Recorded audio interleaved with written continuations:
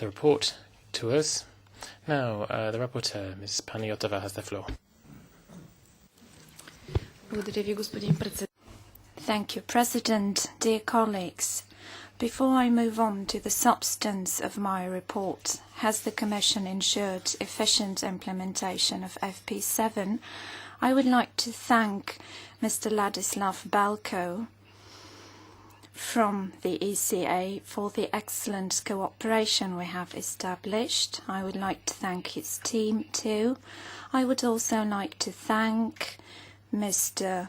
Bircher and his team from the European Commission. I would also like to thank Mr. Franco Visconti and Mr. Paul Webb, who are also representing the Commission today. In the course of drawing up the report, I had a number of working meetings with other MEPs who have been working on this subject since previous mandates and have significantly contributed to designing the programme. I would especially like to thank Mrs. Maria Carvalho and Mr. Jean-Pierre Audi. As for the report, let me point out that it contains 15 main recommendations that are intertwined and can be summarized under the following 5 headings. First, simplification of rules and procedures under the programme. Second, financial control. Third, effectiveness and efficiency under the programme. Maybe that is where added value ensues from our report, because it focuses both on efficiency and effectiveness, that is, on the performance under the programme. The report does not only focus on compliance when spending money under the programme. The 4th heading relates to introduction of new tools. The 5th heading includes ensuring synergy among Commission DGs on the one hand and between FP7 and the structural and cohesion funds on the other hand, in view of the implementation of Horizon 2020. As for the single headings, let me first focus on the simplification of rules and procedures under the programme. I concur with the opinion of the European Court of Auditors, which takes notes of the progress achieved by the Commission in terms of optimising processes and simplifying rules by way of a number of administrative and financial measures that really results in optimising the process without compromising the quality of monitoring under the programme. In addition, I also wish to point out that time limits have been reduced indeed, yet it is necessary to keep up the effort in terms of further optimising time limits in the future.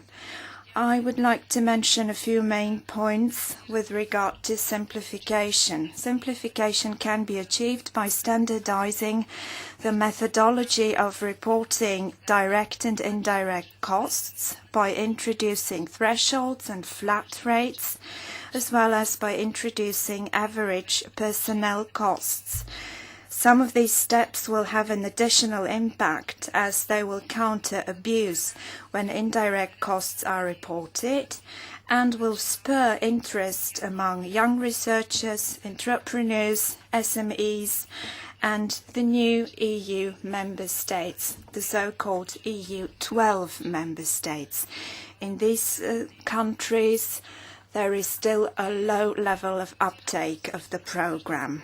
Optimisation is also linked to improving the tools of communication with beneficiaries.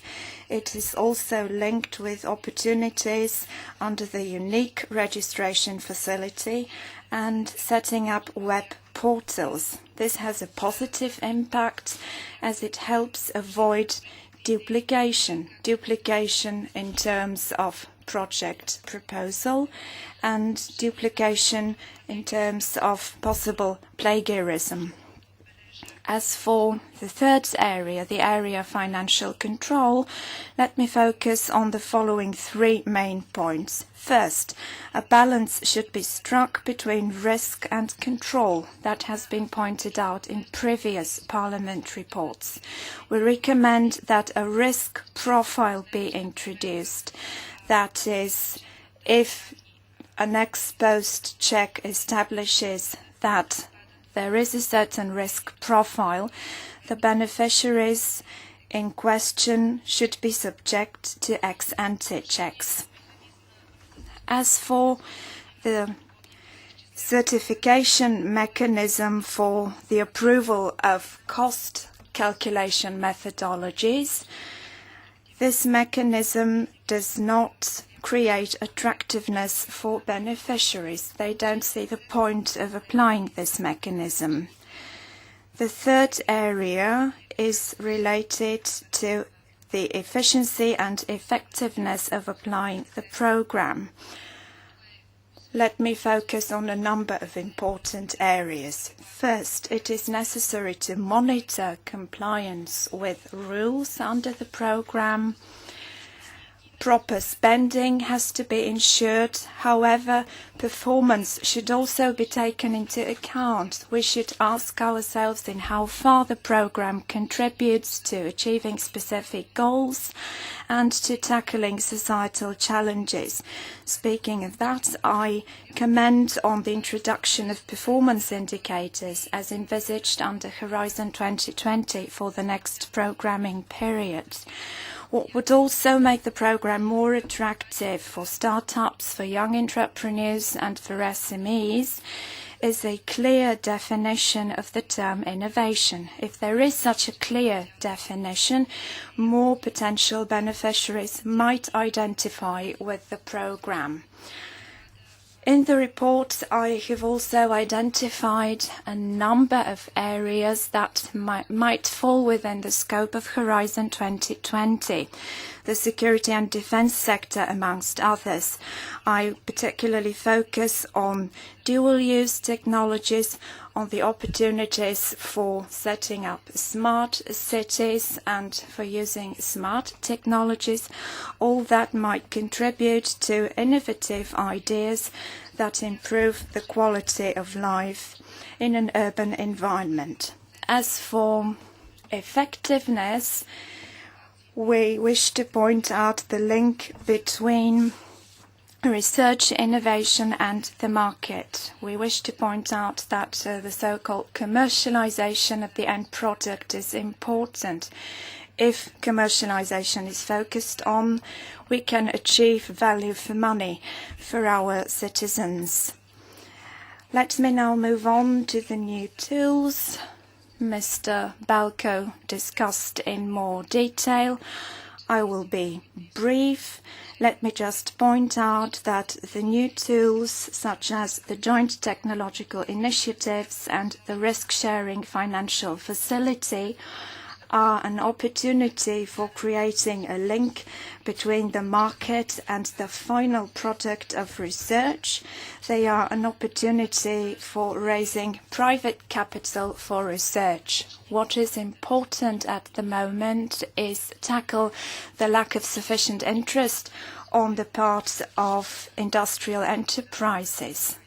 That may be done under Horizon 2020. As for the fifth area I focus on in my report, that is ensuring synergy. Let me point out that there are two kinds of synergy. First, there is internal synergy, that is synergy among Commission DGs dealing with FP7 and with Horizon 2020. There is, on the other hand, external synergy, that is synergy with regional and structural funds. there is in the long run an opportunity for such synergy at all stages of the life cycle of a project, both upstream and downstream. Such synergy can be implemented both regionally and nationally. It is both regionally and nationally that the so-called pockets of excellence can be promoted. That in turn will promote the concept of the so-called triangle of knowledge at a regional level. Thank you for your attention. I'm looking forward to your comments.